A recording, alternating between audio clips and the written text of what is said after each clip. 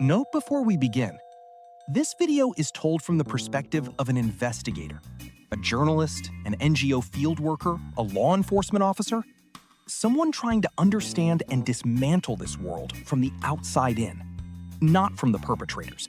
This is not a glorification. This is what it actually looks like when someone tries to follow the thread all the way to the end. You get the assignment on a Tuesday. Your editor drops a thin folder on your desk. 3 pages, a name, a city, a tip from a source who wouldn't go on record. She says, look into it, see what's there. Don't get killed. She says the last part like it's a joke. You pick up the folder, you read it twice. You go home and don't sleep well. In the morning, you book a flight. Level 1, the surface. You land in a mid-sized port city. It looks like any other city from the outside. Markets, traffic, children in school uniforms, a harbor with cargo ships sitting low in the water. Your contact meets you at a small restaurant near the waterfront. He's a local NGO worker, early 30s, careful eyes, the kind of tired that doesn't go away after sleep. He's been working this beat for 4 years. He orders food and doesn't touch it. He says, you want to understand this? You have to understand one thing first. It doesn't look like what you think it looks like. You ask what he means. He says, there's no warehouse with chains on the walls, no villain in a dark room. What there is paperwork, agencies, job offers, recruiters with business cards and professional websites. The front end of this operation looks exactly like a legitimate employment agency, because for most of the people walking into it, that's what they believe it is. You write that down. He says, that's level 1. And level 1 is where most people get lost. The recruitment front operates in plain sight.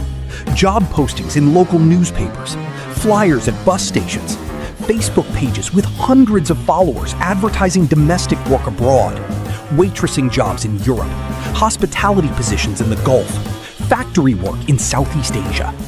The salaries they advertise are 3 to 5 times what a person could earn locally. The contracts look real.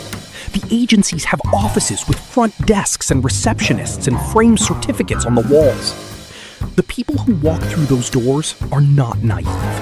They are desperate. There is a difference. A young woman from a rural area who has a sick parent and 2 younger siblings to support is not naive for wanting to believe that the job offer is real. She is doing the math of her situation and deciding that the risk is worth it. The people who designed this system understand that math better than anyone. They built the entire operation around it. You visit one of the front agencies. You go as a potential applicant. You sit across from a recruiter, a woman in her 40s, professional, warm, practiced. She has a script, and she knows it cold. She talks about opportunities, about legal work permits, about salary ranges and accommodation packages. She shows you a folder of testimonials, photographs of smiling women in foreign cities, short messages about how the agency changed their lives.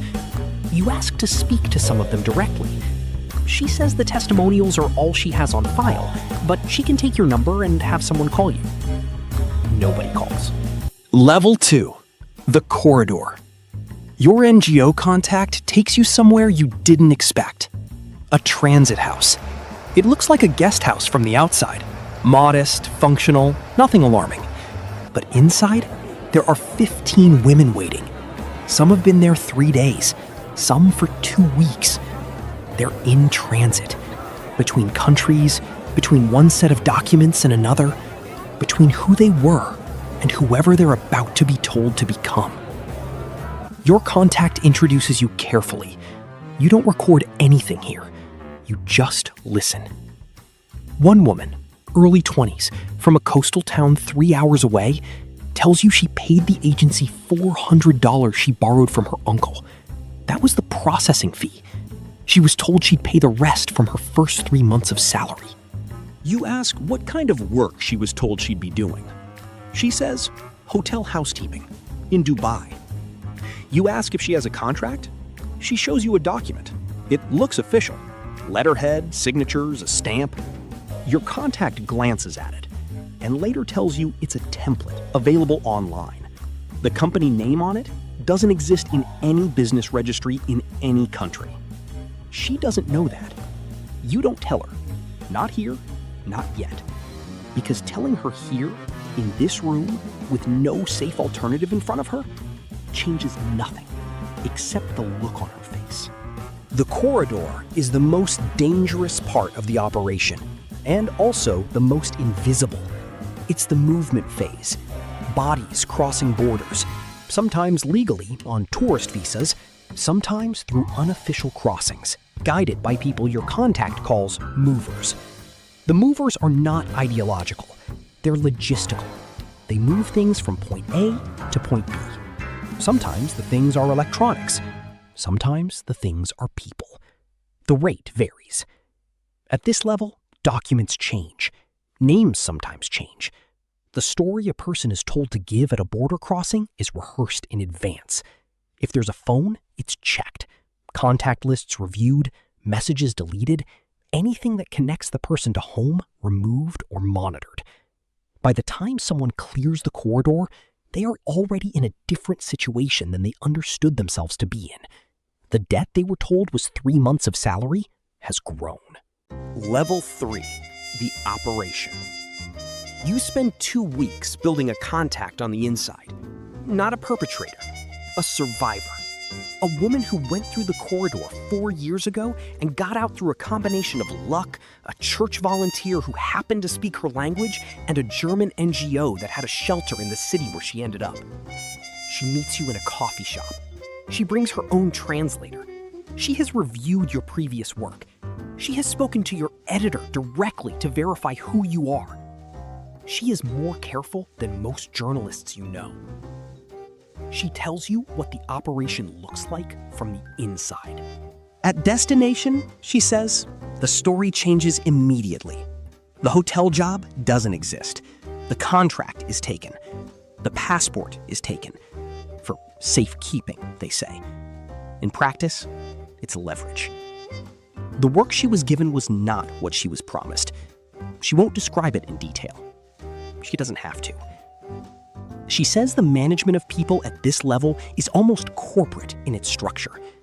There are people who handle accommodation, overcrowded apartments, rents deducted from earnings before the person sees any money. People who handle movement, who goes where, when, with whom. People who handle discipline. And she pauses on that word in a way that closes the subject. And there are people who handle money. She says the money is the most organized part. Everything else can be improvised. The money is never improvised. You get access to financial documents through a source in law enforcement. Partial records, enough to see the shape of it, but not the whole picture. The operation processes money through a layered system. Cash collected at the operational level moves into small local businesses, restaurants, phone shops, hair salons. Businesses that handle a lot of cash and whose books can absorb irregular deposits without attracting attention. From there, it moves into slightly larger accounts, then transfers, then correspondent banking relationships that cross 3 or 4 countries before the money becomes clean enough to invest. At the end of the chain, property, import-export businesses, construction companies, things that look like success stories, things that employ people, things that get photographed at ribbon-cutting ceremonies with government officials standing alongside the owners, everyone smiling. The money that was taken from someone's desperation becomes a building with a logo on it. And the building gets an award from the Chamber of Commerce. Level 4, the network. The further up you go, the less it looks like crime. This is what nobody prepares you for. At level 4, you are no longer talking about traffickers in any recognizable sense.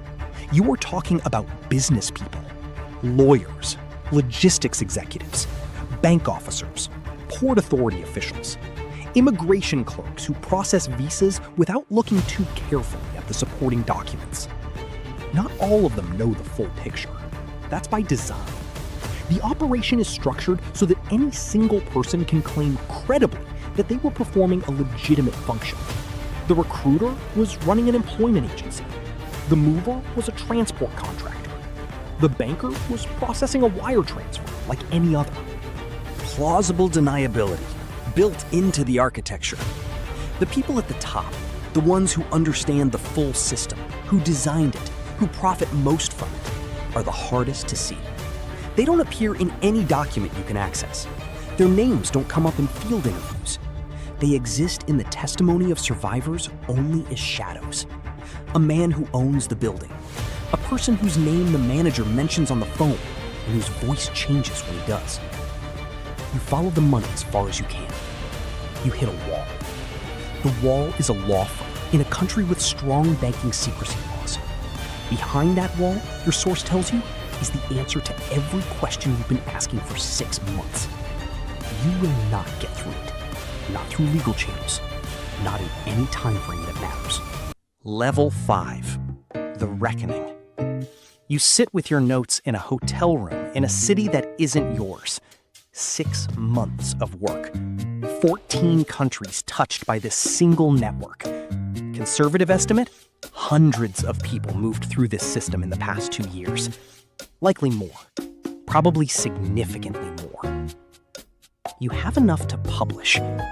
Not everything. Not the top. But enough to show the shape of it. Enough to name the front agencies. Enough to show how the money moves. Enough to show that this is not a collection of individual crimes, but a system. Organized, maintained, protected. You call your editor. She asks if you're safe. You say yes. She asks if you can prove what you found. You say most of it.